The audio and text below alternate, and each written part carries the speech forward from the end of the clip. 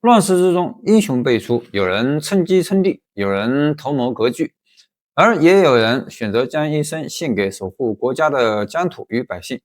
他出身名门之后，却白手起家；他历尽风雨战火，却始终胸怀忠义。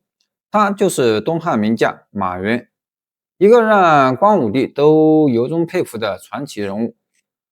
王莽新朝末年，全国战乱，硝烟四起。当时的魏将军王林是王莽的堂弟，为了帮哥哥巩固政权，王林开始在全国招募骁勇善战的人才。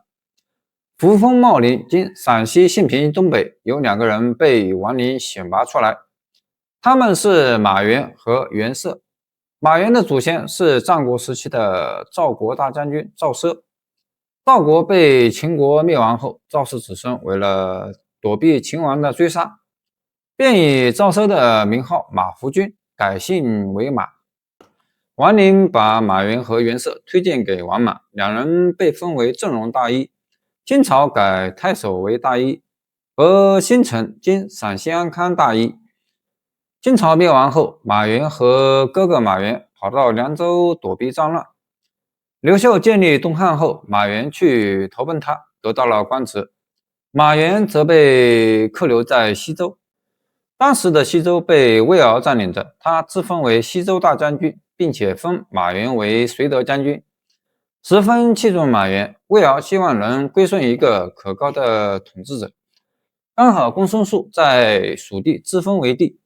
马援和公孙述是同乡，于是魏敖派马援去蜀郡打探消息。马援到了蜀郡，原以为公孙述会热烈迎接他，没想到公孙述当了皇帝后，变得趾高气扬。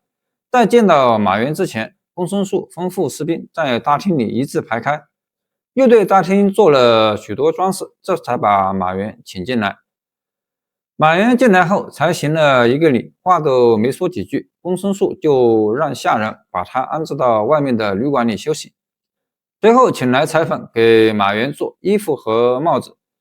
等衣服帽子做好后，公孙述便在宗庙里大摆宴席，带着文武百官一起欢迎马援的到来。为了显示自己身份高贵，公孙述把欢迎仪式搞得非常隆重，自己也摆出一副高高在上的模样。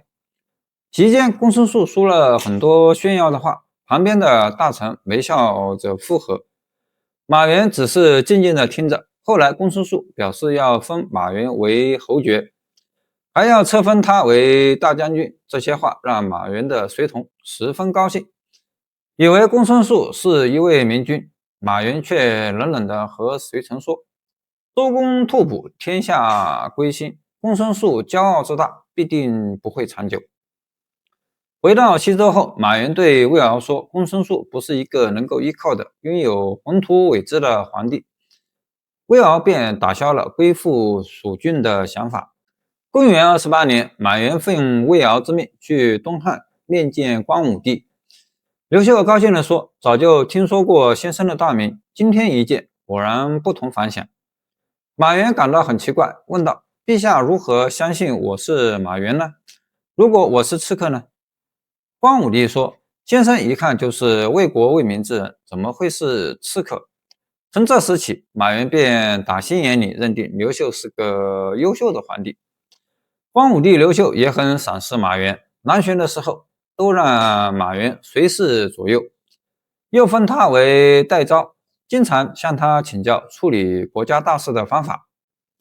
马援准备回西周时，光武帝很舍不得，可又不好挽留，便派太中大夫举行隆重的欢送仪式相送。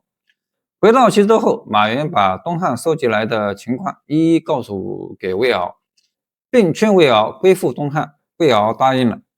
为了表示诚意，魏敖把自己的儿子魏询派到洛阳去做人质，马援也带着自己的家人来到了洛阳。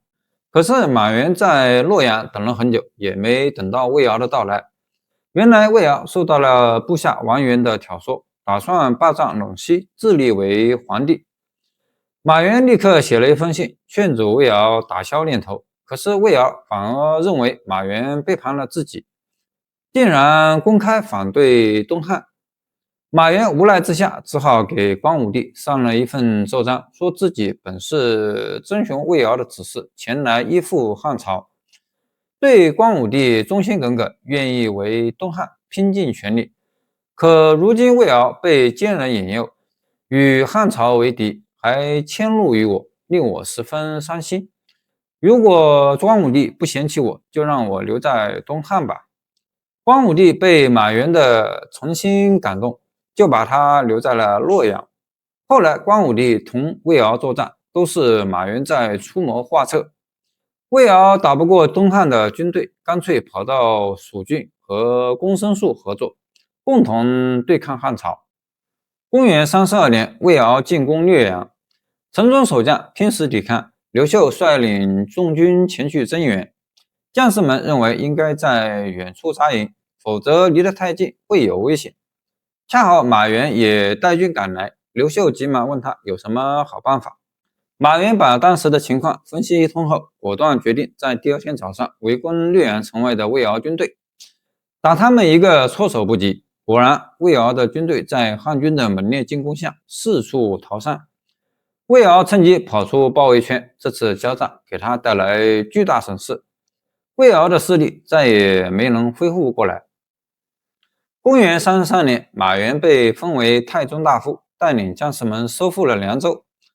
郡人虽推举他为凉州地方官。公元35年，马援担任陇西太守。这一年夏天，羌族侵犯中原，马援率领3000骑兵迎战，俘虏了8000多敌人，追回了被羌族人抢走的粮食和牲畜，但他自己也受了伤。汉光武帝赏赐了很多财物给他，还写了一封诏书表彰他的功绩。公元36年，光武帝率军进攻蜀郡，公孙述在战争中受了重伤，不久就死去了。蜀地终于归入东汉管理之中，长久的分裂战乱终于得以平息。马援在光武帝一统中原的过程中做出了很大的贡献，不过他没有因为自己功绩显著而骄傲自大，对待下属和奴仆永远是谦恭和睦的样子，还鼓励下属官员监督自己的工作。因此马援在朝中的人缘很好，名望也高，加上他足智多谋，自然得到了光武帝的赏识和重用。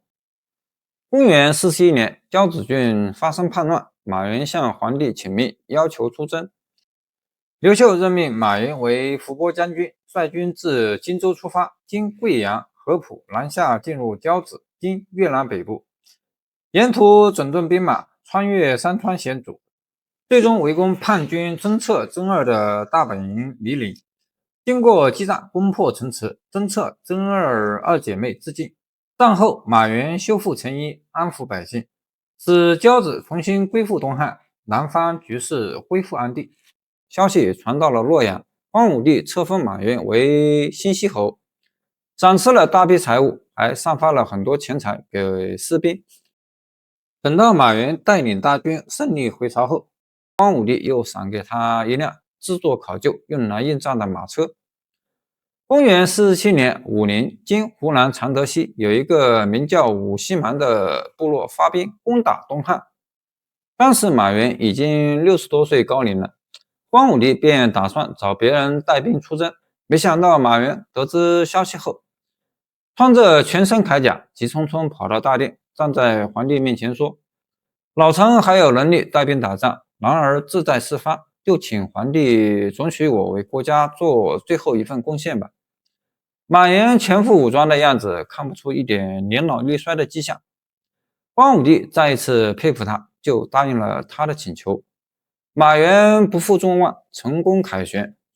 可是他自己却在路途中患了一场大病，没多久就去世了。东汉的开国功臣，马援可以算得上其中一位。他的大半生都是在战争中度过，一腔热血为国家，值得后世人们学习和敬仰。马援进入东汉朝廷时，全凭自己个人的能力，他没有找人推荐自己，也不屑于阿谀奉承，靠着实力一步步爬上高高的位置，即使位列高官，依然是一副平易近人的模样，实属难得。